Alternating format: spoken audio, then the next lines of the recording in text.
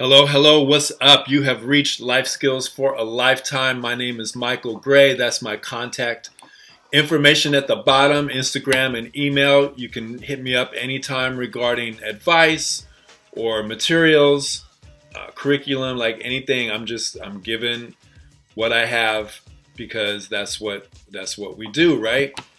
Today is the power of accurate thinking. And this crucial emotional intelligence, mental wellness skill is way more powerful than positive thinking. And let's get into it so I can show you what I mean by that. First off, of course, the research used for this lesson, extensive and super helpful. So this is the research for accurate thinking, but tied into it, and I've done a whole other lesson just on stop speaking negatively out loud and stop being negative. But the research for stop speaking negatively out loud and stop being negative goes hand in hand with accurate thinking. All right, so here's like a really just two basic parts of accurate thinking, and then we're going to go deep into it for real. This is a very extensive lesson. The first thing for accurate thinking is we have to have a greater emotional attachment to the truth, to facts, than to these three things are really big as to what we unfortunately have a big emotional attachment to. We have a big emotional attachment to what our group says, what our group is doing, okay? And we also have a big emotional attachment to what I used to believe. Well, look, that's just how I am. That's just how I am. All right. And then the last thing is we have a big emotional attachment to what my negativity tells me to believe. I'm going to show you why we do that. So accurate thinking, the skill of accurate thinking allows us to have a greater emotional attachment to the truth, to facts, to real, than to these other three things. And then the second point is one of the biggest points of accurate thinking is learning not to make our daily challenges, our daily disappointments bigger than what they really are. Life hits us every day with something or with several things. And when we do not have accurate thinking, we allow the disappointment or the hurt or the incident or something that's challenging where we have to kind of move through it with a bunch of effort. We allow that or those things to totally mess us up, not just for the day, but sometimes for days, sometimes for weeks, sometimes for months. And then it becomes the negative way that we respond to stuff becomes like the way we live our life.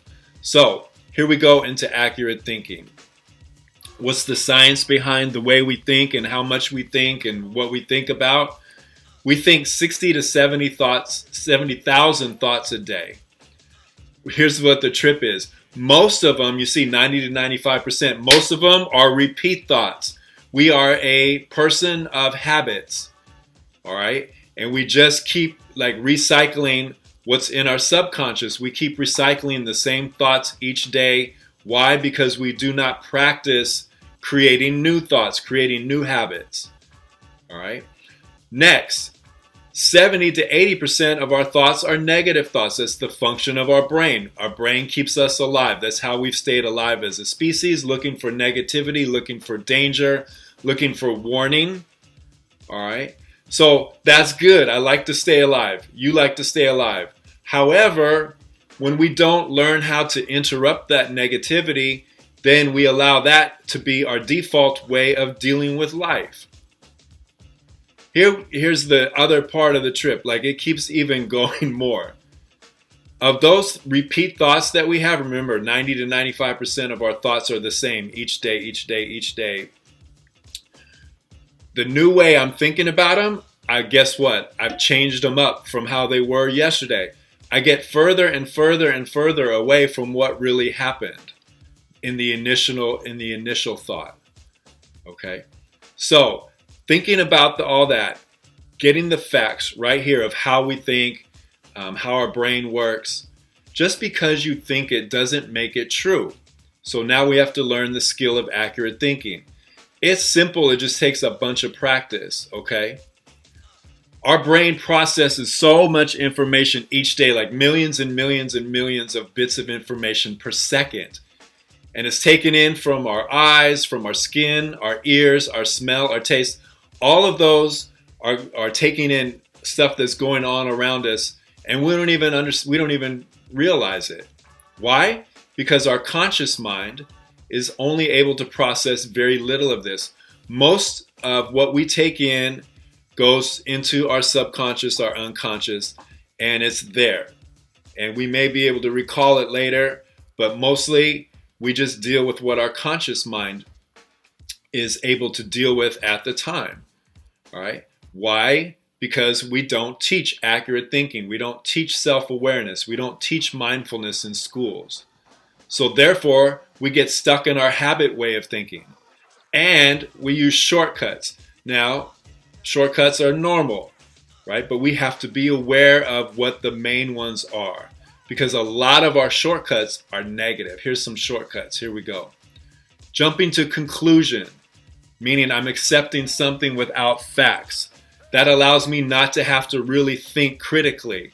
If I can just constantly jump to conclusions based on how I'm feeling or something that happened 2 years ago, that's easier for my brain, and my brain would prefer that. But guess what? That's not a very accurate way of living your life, and it's not allowing you to make good decisions. Next, paying attention to negative details while ignoring the positive. We do this all the time.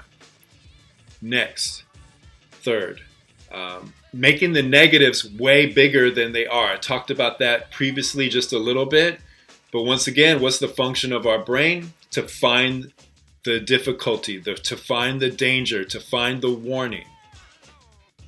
And once again, that's good in terms of staying alive, but it's not good to live life in that default mode, because now I'm not thinking of possibilities. I'm not thinking of opportunities.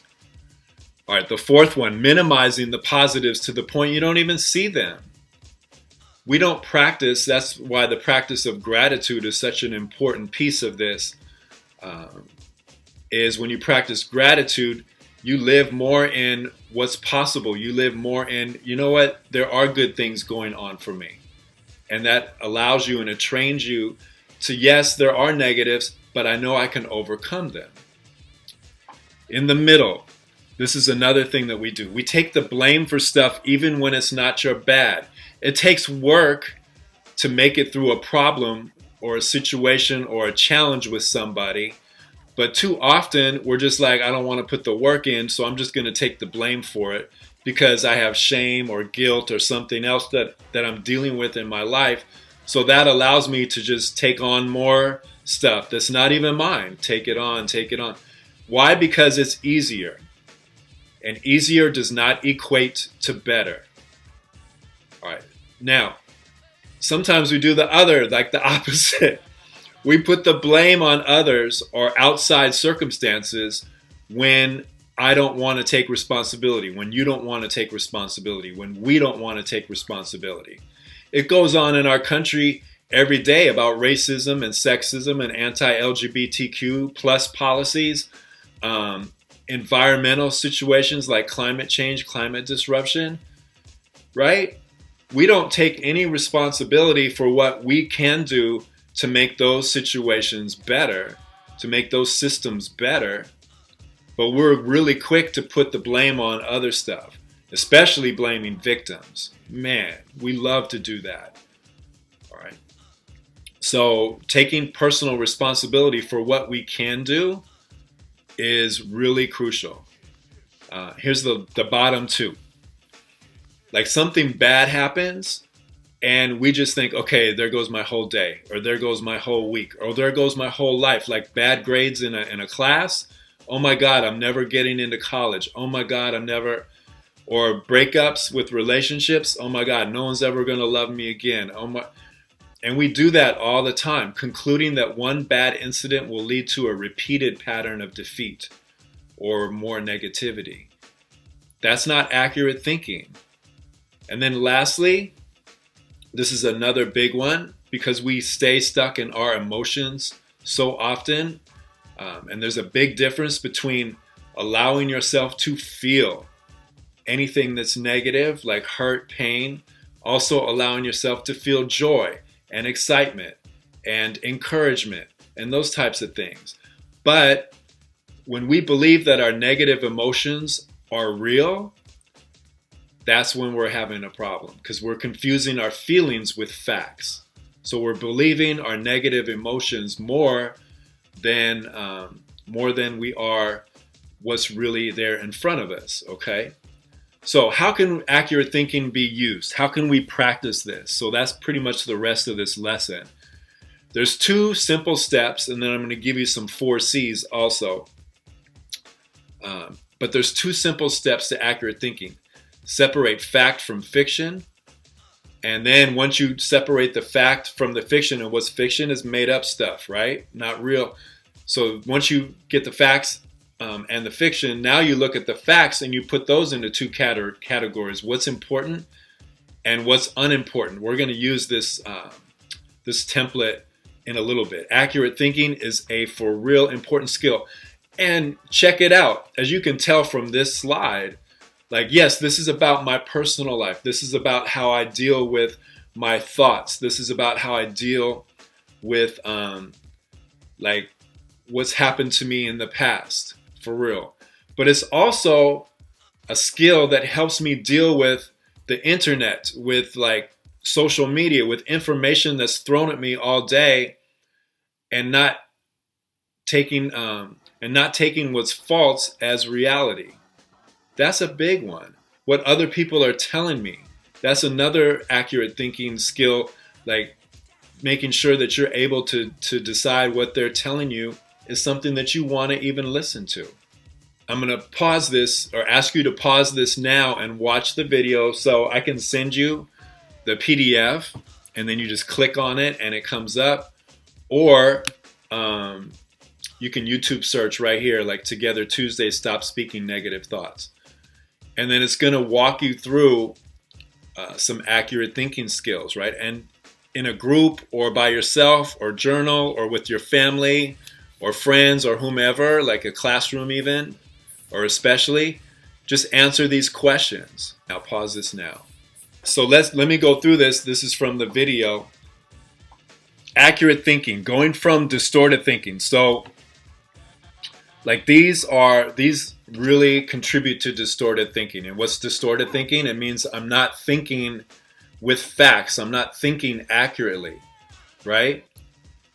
So how do I go from that thinking to accurate thinking? Once people understand that they fall into the thought holes, which are those 8 things that I showed you up there, now we start using these 4 C's. And let me start over where the box with the stars is, all right? What language is important, vocabulary is super crucial, super important, right? We need to change from using the word problems to challenges. And I talk about it in the video that's right before this. But stop talking about problems and just address them as challenges. Challenges means I can do it. I just got to put the work in. Problems is like I'm adding something on top of another problem that I already have, and I don't feel like doing it. So how do I deal with this? Over here in the middle, the 3 points, check for lies that you are believing. And then next, collect evidence to paint an accurate picture. And then challenge the original story, the original lie. All right. So how do I do this? We're going to go into that in the next couple slides. But William James, who's a philosopher, psychology pioneer, the greatest weapon against stress is our ability to choose one thought over another. It's crucial, right? So, as it says at the bottom, let's teach ourselves and let's teach others. So the best way of learning is you're watching this and then you practice it, okay? And then you share it with others. So watch, do, teach. That's how we really spread this. That's how we create powerful families, powerful classrooms, powerful schools, powerful communities. That's how we get down, right? So let's teach accurate thinking. All right. And that makes positive thinking more powerful and effective because let's face it, I don't feel like being positive a bunch of times a day. People tell me just be more positive. Well, I don't feel like it. So that's a big problem, is to operate from your feelings as opposed to from like your values or from your habits. So that's why we're trying to create this habit of accurate thinking, because whether I feel like it or not, I've trained myself to be like, no, you got to stop slamming yourself, Gray. You have to stop talking down about yourself. That's not accurate. You're going to make it through this. Okay? A big thing is about failing, about messing up, or about, our situation that we're in terms of where we live, what we look like, and all that stuff. Again, I already talked about it. Racism is real. Sexism is real. Anti-LGBTQ policies, those are real. Discrimination is totally real, right? And white advantage is real. So we have to create a new system. And part of that is becoming super, super swole, super like good on my mental wellness skills. So I don't let those systems, so I'm simultaneously, we're working together to create new systems, but I'm also working on myself so I can be at my best. And when I'm at my best, I'm fire. And that's you, that's me, that's our friend, that's our family, that's how we get down. So here's a common misperception about messing up and failure and being successful, quote unquote successful. I like to say fulfilled. When you mess up, learn from it. I'm up at the top. When something is difficult, learn from it. Here's a big one, the third one. Don't try hard only on what you're good at. Try hard at what you aren't good at. That's a big one, man. I have a saying that we use in class and with the athletes that I work with. How you do anything is how you do everything, right? How you do anything is how you do everything. The effort that you put into everything that you do will translate into every aspect of your life. And then lastly, fail and learn your way to greatness and significance. The American model of success that's driven into our brain, into our mind, into our psyche, into our emotional state is over on the left.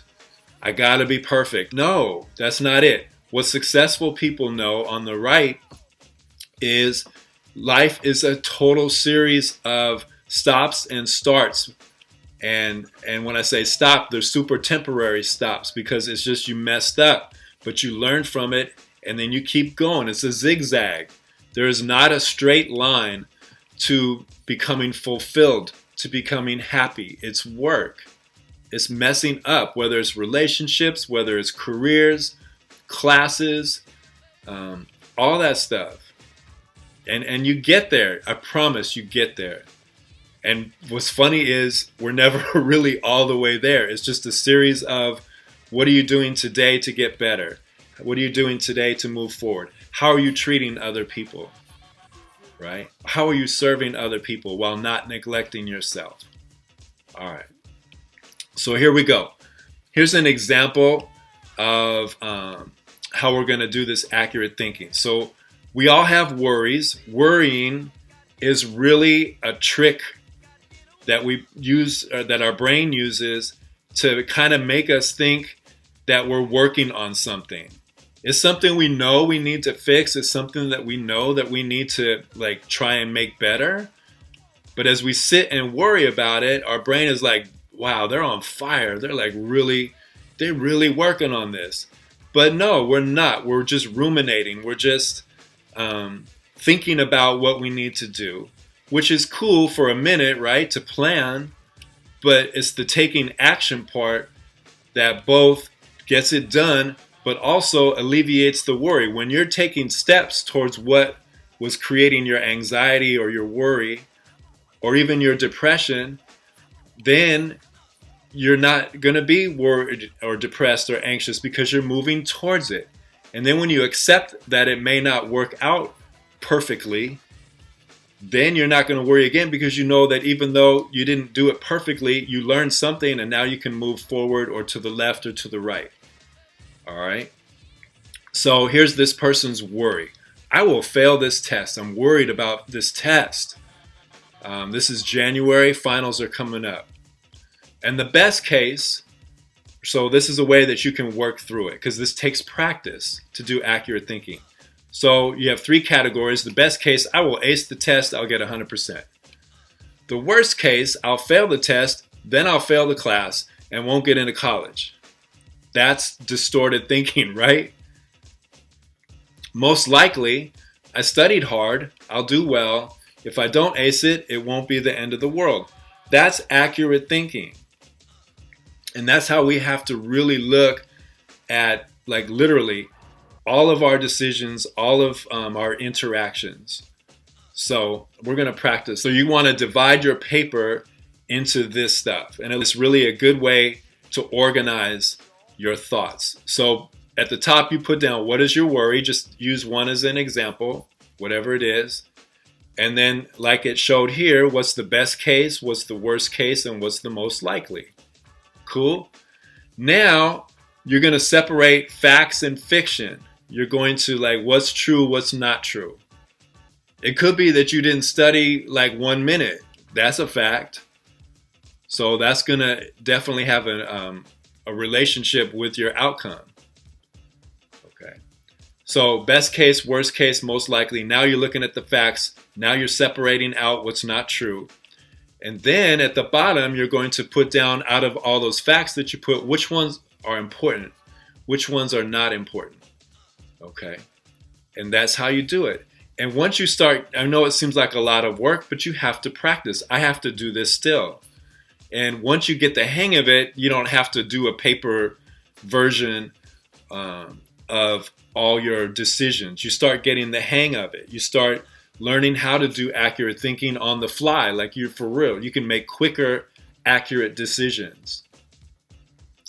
Again, I'm going to ask you to pause and watch this, because again, accurate thinking is about your thoughts, yes, but it's also about the information that you take in, once again, from your teachers. You want to think accurately about what they're showing you or sharing with you.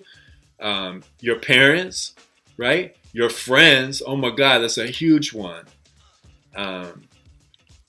But also you want to get the accurate thinking skill of Don Miguel Ruiz, who wrote a book called The 4 Agreements. Dope book, recommend it. Super, it's the beginning of it is kind of out there, but once you get through that beginning, it's fire. Like the beginning is fire too, but I'm saying it's out there.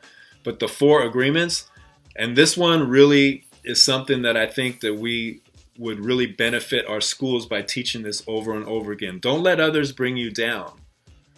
Okay. Now, I wanted us to look at this from 2 angles. First one is, obviously, I'm receiving something from somebody in terms of their words, right? And a lot of times it's negative, a lot of times it's positive, all right? So now you want to learn how to not take what they're saying personally and just live in your accurate thinking.